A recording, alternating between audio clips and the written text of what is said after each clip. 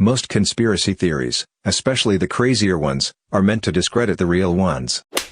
What's something you know to be 100% true that everyone else dismisses as a conspiracy theory? The art world is largely built around money laundering and tax evasion. This explains a lot of the really simplistic art pieces that sell for millions. You pay $10K for a painting, then give it to a college 3 years later. During that time, it went from $10K to $50K because F you, it's art. So you tell the IRS you donated $50K this year. And you can deduct donations from your yearly revenue and thus pay less taxes. The university plays along because they get free stuff out of the deal. Basically what money laundering is that you invest your dirty money by operating a business and reclaiming your original money via the business's profit in order to avoid taxes. This can be applied to items of value as well. Buy a $100,000 painting that is less money you would pay in taxes, then go back and sell it. K-pop was created by the South Korean government under suggestion from the IMF as an extra exportable industry to fix its balance of payments. It really happened that way. I'm more surprised people or surprised governments get involved in cultural exports. Japan had some 5-year cool Japan thing going on. Thailand sending chefs to America to popularize Thai food. It's a way to win the game, cultural victory. You want tourism and people buying your stuff, so you do whatever works. The government is actually watching everything you do. Now that doesn't mean there is some dude sitting at a computer looking over your internet history. But the government does have tons of information about you on a server somewhere. The paradox is that a lot of people in the government don't know they have it, and the rest don't know what to even do with it. Not everyone dismisses it, but the US government is still experimenting on its own citizens without their actual consent, but their implied consent. Fun fact, they legally can do this to anybody in the military, and did so to a group of Marines testing gas masks against mustard gas or some other chemical weapon under the guise of preparing for Iraqi chemical weapons. Now on the surface this doesn't seem so bad, it makes sense. However, the guys suffered varying degrees of damage, and the doctors who treated them were, according to a few whistleblowers, ordered to remain silent, mostly due to the fact the doctors noticed that the injuries were not those of mustard gas, but a different chemical weapon.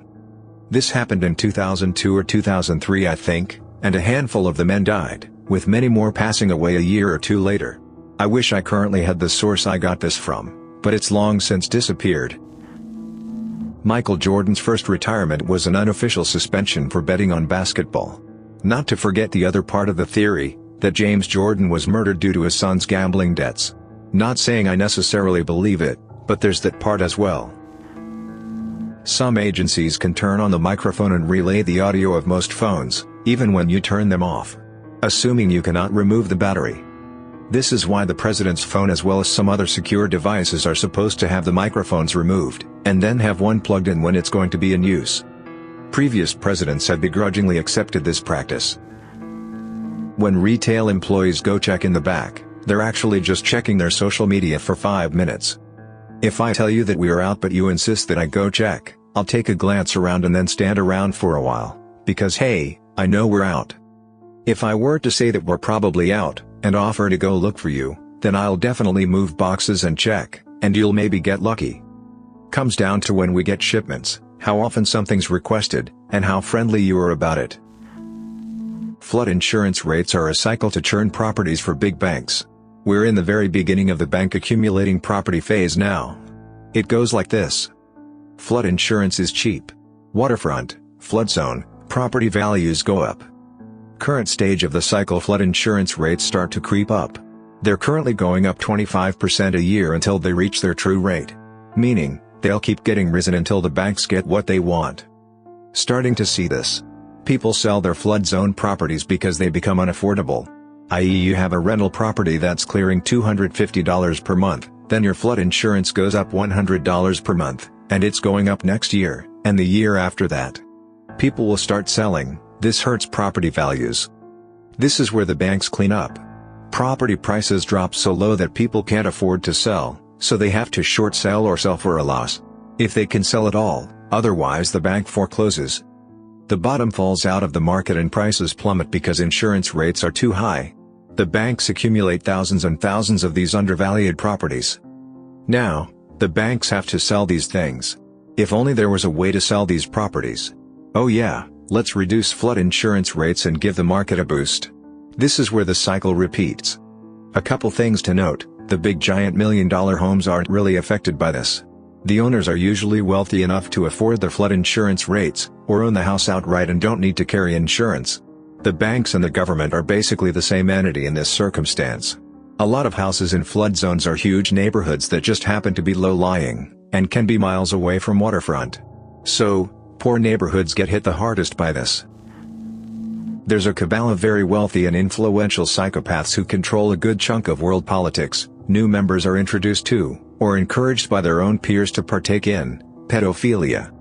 They end up doing that not just because they may be bored with their lives or enjoy hurting children, but also because this team-building exercise in the guise of underage sex parties allows their friends to get compromising material on them.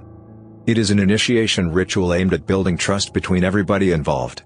If, almost, every member of the cabal has dirt on everybody else, then they surely won't rat each other out. This might also explain why Epstein got disposed of despite having been placed under police custody.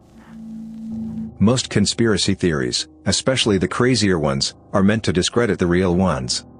I've heard that the military encourages UFO conspiracies surrounding Area 51, because it's a testing site for experimental aircraft, and they'd prefer the rumors that spread around Area 51 to be complete lunacy about aliens rather than credible sightings of top-secret experimental stealth bombers or whatever. But I've only really heard this as rumors, never really seen any hard proof.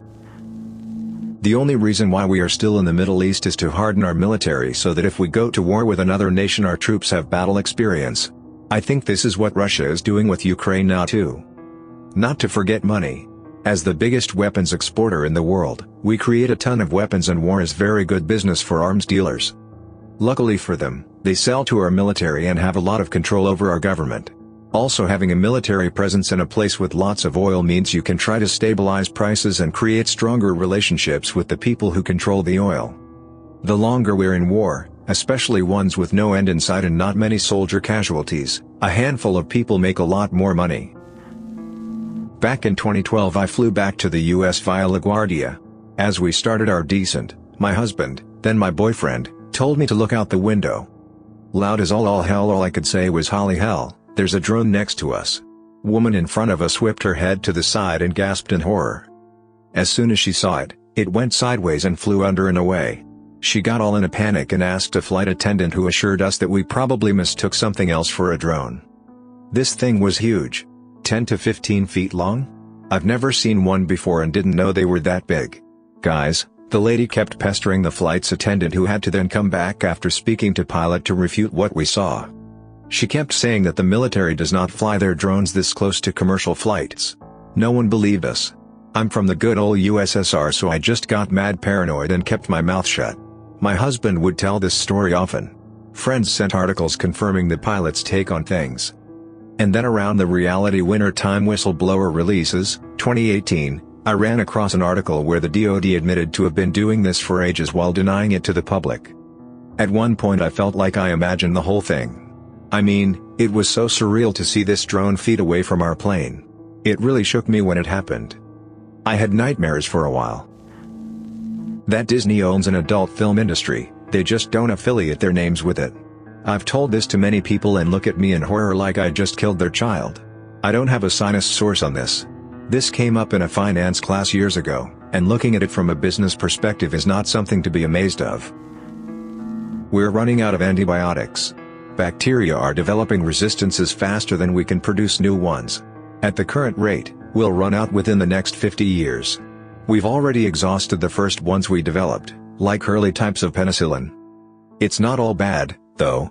If we rotate what we have, and invest in developing more, we can prolong the deadline indefinitely. Regardless, when your doctor tells you to take your antibiotics for the full prescribed duration, and to dispose of them safely at a pharmacy, you should listen. Source: Biologist. The bachelor course on pathogenic bacteria covered this. Social media, especially Snapchat and Instagram, exist in part to make us more comfortable with events in our lives being publicly known, which in turn makes us okay with losing privacy from government surveillance. I'm not saying that was the original intent of those apps. I'm saying that in their current form they tacitly encourage people to be comfortable with being watched and having their lives recorded. The government basically encourages this because it suits them. We'll go extinct before we can ever colonize other planets. In one of Vonnegut's books, pretty sure it was Hocus Pocus, he posits that the true point of humanity's existence is to create a strain of bacteria robust enough to survive being jettisoned into space. And survive long enough to make it to a habitable planet and begin life again. Democracy is dead. Americans talk about their right to bear arms, and that's cool and all, but if you need to overthrow a government by force, you are not going to take down the US Army just by rallying a few thousand sympathetic freedom fighters. And you'd better believe that you're always the terrorist in this situation, because the media will lie and smear to protect the government and corporate interests. A lot of first world countries have an intentionally broken voting system, first past the post, which keeps the two largest parties in power. This means that if people vote for the best party for the job, their vote goes to waste, so they often vote for a much worse party that aligns with them on more issues than the other choice. This in turn further entrenches the two-party system. Two parties means fewer people to bribe when you need policies passed or blocked.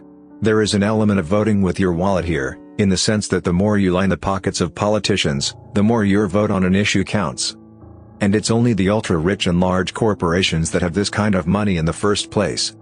The policies these companies lobby for inevitably serve to reduce their social and environmental responsibility and contribute to the still expanding income inequality in America and the UK and many other countries. Unelected corporations are effectively setting your laws, and that is why they suck so much, and that is why every president or prime minister seems to do next to nothing for actual progress regardless of which of the two parties they belong to. But sure, you have a vote which you can use to elect one of two corporatist puppets, and you have a gun which you can use to rise up, except you won't, and if you tried you'd be killed on the spot. That's not democracy, that's democracy theater. In the UK, we tried to change the voting system to one that would allow people to vote for their favorite party first and then rank other parties by order of preference, but it got shot down after a vote was called and the majority voted no. It seemed like all it took to convince most people to vote no, was for the media to say, "Don't do it, it will just end up voting the Lib Dems in." This also illustrates a problem with democracy. Even when we have it, people make uninformed decisions without knowing that they are missing vital information, and the media can manipulate this incredibly easily. Thanks for listening to Radio TTS. Hit the subscribe button to hear more uncomfortable stories about corrupt institutions and creepy powerful people. Share your own theories in the comments below, and remember, at this moment, someone could listen to you via your smartphone mic.